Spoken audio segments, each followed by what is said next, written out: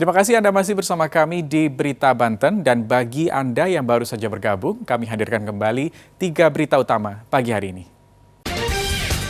5 mesin traktor milik petani hilang dicuri.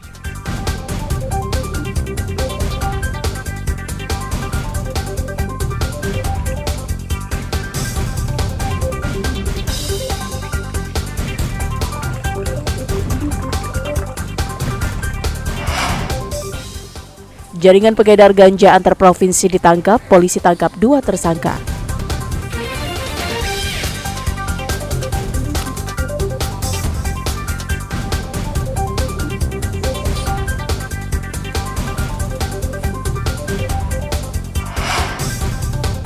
Melanggar dokumen keimigrasian, 3 WNA ditangkap petugas imigrasi.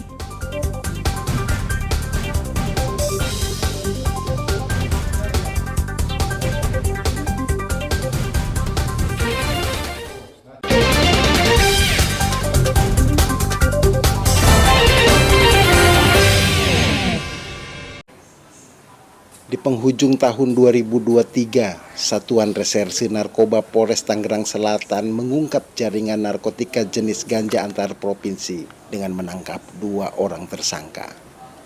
Pengungkapan ini berawal dari adanya informasi pengiriman narkoba ke Tangerang Selatan yang kemudian ditelusuri oleh petugas.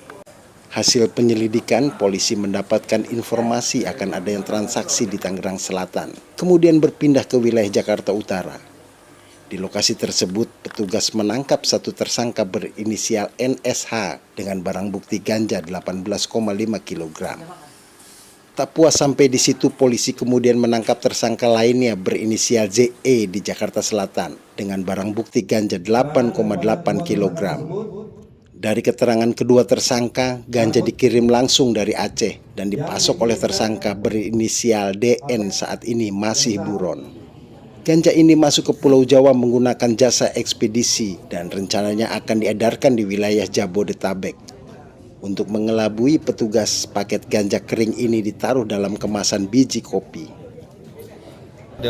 Dikemas dalam bentuk paketan, ya, di dalamnya berisi kopi, kemudian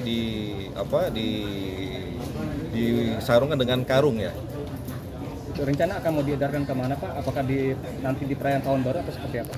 Betul, rencana dari keterangan yang kedua tersangka yang kami amankan bahwa narkotika jenis ganja ini akan diedarkan pada saat malam pergantian tahun. Guna mempertanggungjawabkan perbuatannya, kedua tersangka dijerat Undang-Undang tentang Narkotika dengan ancaman hukuman paling lama 20 tahun kurungan penjara. Ariel Maranus dan Syabudin Atar melaporkan dari kota Tangerang Selatan. Libur awal tahun 2024, tidak hanya kawasan pantai saja yang dipadati wisatawan. Wisata religi pun tetap menjadi salah satu alternatif untuk mengisi waktu liburan. Salah satunya kawasan Masjid Banten Lama. Kepadatan pengunjung sudah terjadi sejak pagi hari.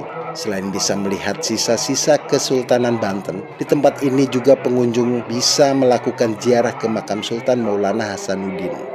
Tidak hanya dari Banten, pengunjung juga datang dari Jabodetabek, Bandung, Lampung hingga Semarang di hari pertama tahun 2024. Karena banyaknya pengunjung, peziarah yang masuk ke dalam kawasan pemakaman harus mengantri terlebih dahulu.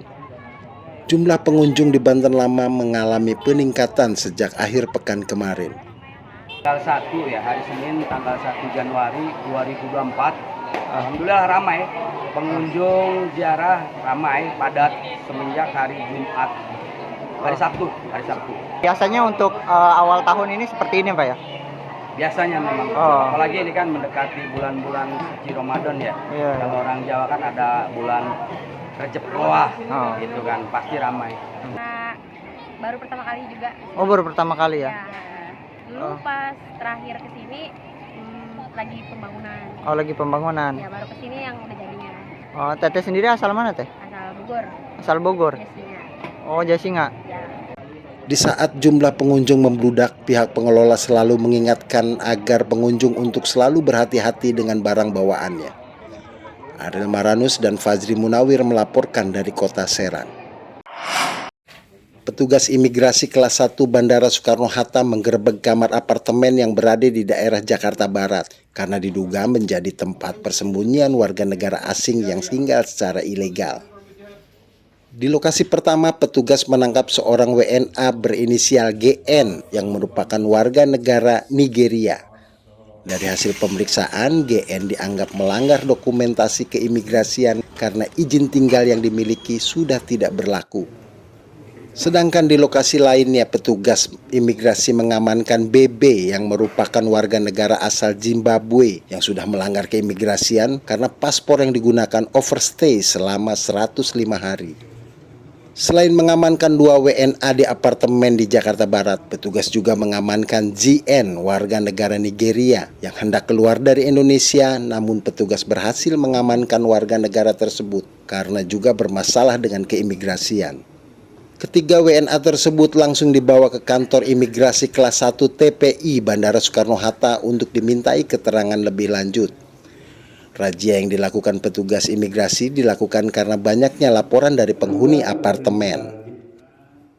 Jakarta ini adalah program dari Ditjen Imigrasi, khususnya di Ditwasdakim, yang mana pergerakan ini adalah operasi serentak seluruh Indonesia, sehingga dilakukan di range waktu di tanggal 27 dan 28 Desember ini untuk mengantisipasi permasalahan ataupun menemukan pelanggaran-pelanggaran keimigrasian di seluruh wilayah Indonesia.